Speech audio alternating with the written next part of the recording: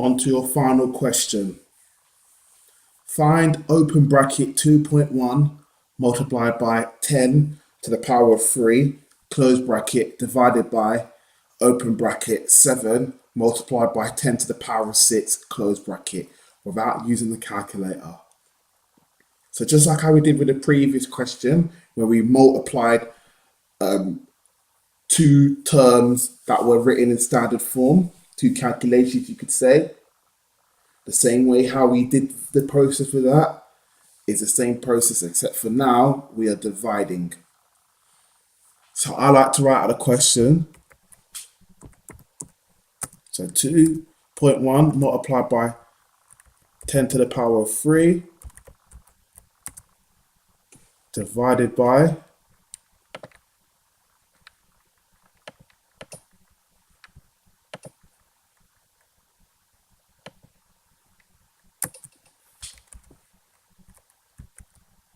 7 multiplied by 10 to the power of 6. Okay. With division, when you're dividing, see it as you're writing it as a fraction. So like how 1 divided by 2 is the same as a half or 1 over 2, the same how these two terms would be written as a fraction. The same way how open bracket 2.1 multiplied by 10 to the power of 3 would be over open bracket 7 multiplied by 10 to the power of 6. So let's write it like this in a fraction form.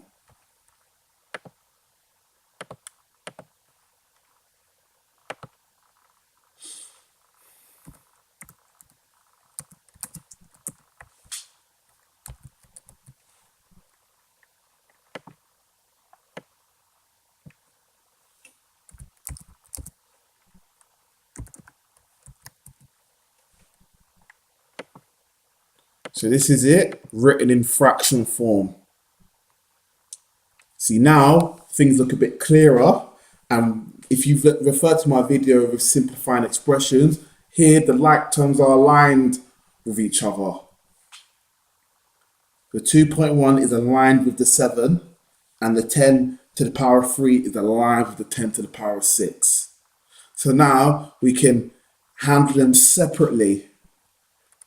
So we can do a fraction, we can do 2.1 divided by 7. That'll be a separate fraction. Multiplied, because in the end, the aim is we're going to have it in one of these two formats, as in an A term multiplied by 10 to the power of, whether it's to the power of a positive number or to the power of a negative number. That's why we multiply. So we're going to do, we've done the 2.1 over 7 multiplied by, we can't forget our indices, are 10 to the power of 3.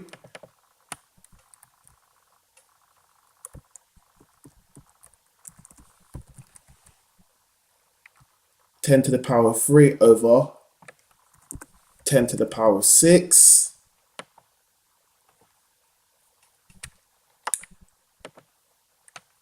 See, now we can handle these things separately. So 2.1 divided by 7 is equal to 0.3. And 10 to the power of 3 divided by 10 to the power of 6.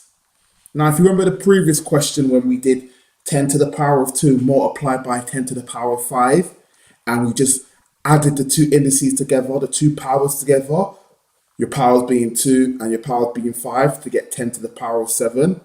Well, this time, because we are dividing, you subtract the powers, you subtract the indices. Therefore, it will be multiplied by 10 to the power of 3 minus 6, because we are subtracting indices from each other when it comes to division. And you will get an answer of 0.3 multiplied by 10 to the power of minus 3. But you are not done. Because 0.3, just write it out, 0.3 to the power of minus 3. Because 0.3, if you remember, standard form, it's written in the form of a multiplied by 10 to the power of n, where a is a number that is bigger than or equal to and less than 10.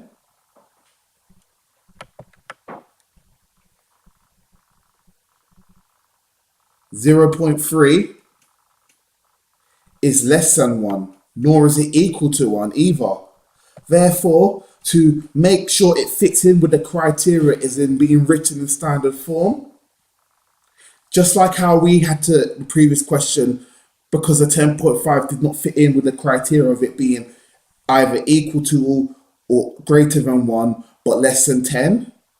The same way how 0.3 does not fit in the criteria of being equal to or greater than 1, but less than 10. It's actually less than 1. Therefore, we'll have to multiply that by 10. But as we did with the previous question, when we divided the 10.5 by 10, and when you divided the 10.5 by 10, the 10 became a 10 to the power of 1, and we just added the 1 onto the 10 to the power of 7 as an indice, therefore making it 10 to the power of 8, 1.05 multiplied by 10 to the power of 8, instead of 10.5 multiplied by 10 to the power of 7.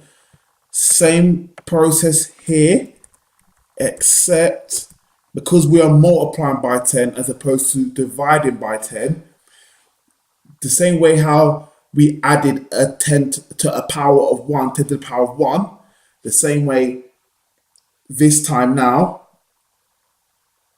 we subtract by the power of 1.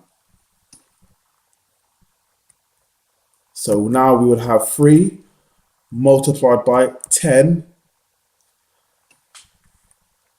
to the power of minus 4, because we are minusing a power of 10 as opposed to adding a power of 10. If we were adding a power of 10, it'd be 3 multiplied by 10 to the power of minus 2. And that is how you work out this question. And now I've shown you how to work out how to put calculations into standard form and multiply as well as divide in standard form without using a calculator. Thank you for listening, and goodbye.